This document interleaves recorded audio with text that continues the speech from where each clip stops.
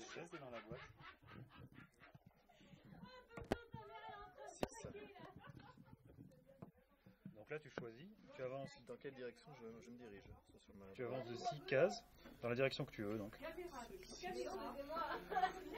Je vais aller sur le B. 2, 3, 4, 5, 6. Donc là ça te permet de te débarrasser de ma carte baleine.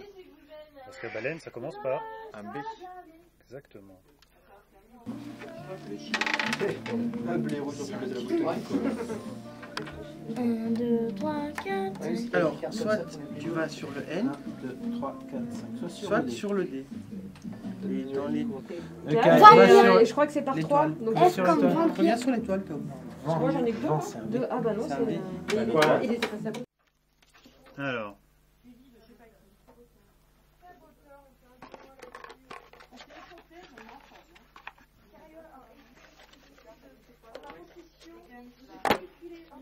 Donc, on a chacun des cartes avec des valeurs devant, ou un joker, le petit coffre. Chaque joueur lance le dé, donc là je lance le dé. 4. Donc en fait, il faut que je me débarrasse de mes cartes. Et pour ce faire, donc là, ayant mon 4, soit je me débarrasse d'une carte où il y a marqué 4, ou alors de cartes dont la somme des valeurs est égale à 4. Là, c'est ce que je vais faire. Tout de suite, je me débarrasse de 2 et 2, 4. Ça part. Du coup, je rejoue. 4. 6. 6. Je peux me débarrasser de mon joker. Ah ben non, le joker plus 5, qui fait 6. C'est fini. Et là, tu reprends pas une carte?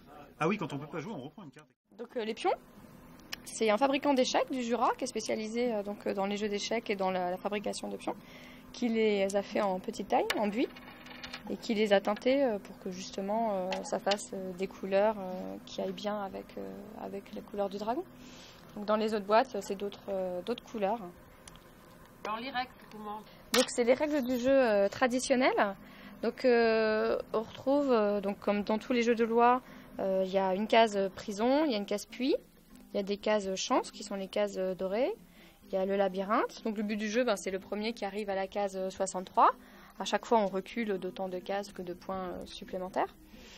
Et donc en général, c'est des parties qui peuvent être très très longues si on joue à plusieurs, le temps de retourner au départ. Souvent les jeux de loi, on voit des lois qui avancent. Et puis c'est tout, enfin, il n'y a pas d'histoire en fait autour de la spirale. Donc là, ça permettait de faire une histoire autour de la mise en scène. Quand je l'ai fait, c'était pour les petits, 3-4 ans. Et il y a beaucoup de parents en fait qui le prennent pour des un peu plus grands, parce qu'ils trouvent que les illustrations sont vachement soignées, vachement raffinées.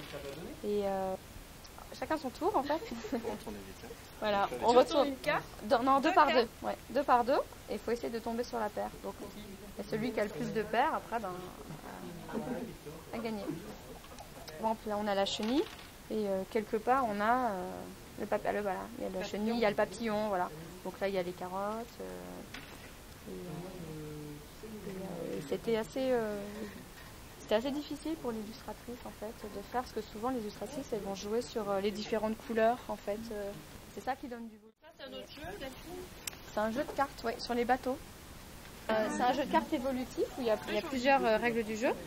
Je voulais que ce soit à la fois esthétique, j'avais vraiment envie de faire des illustrations qui soient très colorées, très belles, sans pour autant que ce soit trop enfantin. Je voulais que ce soit quelque chose de très soigné. Il y a un côté enfantin, mais pour les différents navires, il y a une certaine documentation. Oui. Mon idée, c'était du coup de présenter différents bateaux de régions et d'époques très marqués, avec le personnage. Et donc de pouvoir montrer les différents types de bateaux. Donc on a à la fois des navires de commerce, on a des navires de pêche, on a des navires de transport, de guerre aussi, d'époques différentes. Donc il y a plusieurs règles du jeu en fonction de l'âge. Donc on retrouve donc sur la règle à chaque fois le nom du personnage avec le nom du bateau. Et puis le bateau replacé sur une map-monde avec quelques lignes pour justement apprendre des choses. Alors la sirène, c'est pour jouer au mistigris. Donc le mistigris, c'est le jeu de cartes où on a une carte en trop qui ne va avec aucune autre. Et donc on distribue toutes les cartes, on mélange entre les gens et on pioche une carte dans le jeu de son voisin. Dès qu'on a une paire qui est constituée, on la pose. Et le dernier qui se retrouve dans la main avec la sirène qui ne va avec personne, a perdu.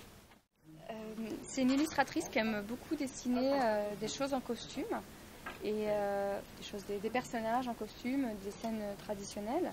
Et au départ, l'idée est venue, elle avait fait des illustrations sur des poupées russes en fait. Et donc on voyait un personnage, une russe traditionnelle, avec un costume traditionnel. Et donc on a discuté en disant oui, que ce serait bien de faire des choses sur les costumes. Et moi je veux que les jeux aillent aussi bien pour des filles que pour des garçons. Et il fallait trouver des personnages masculins qui allaient aussi avec les personnages féminins. Donc c'est pour ça qu'on a cherché des couples avec des costumes qui parlent aux enfants et qui permettent de faire des choses assez jolies.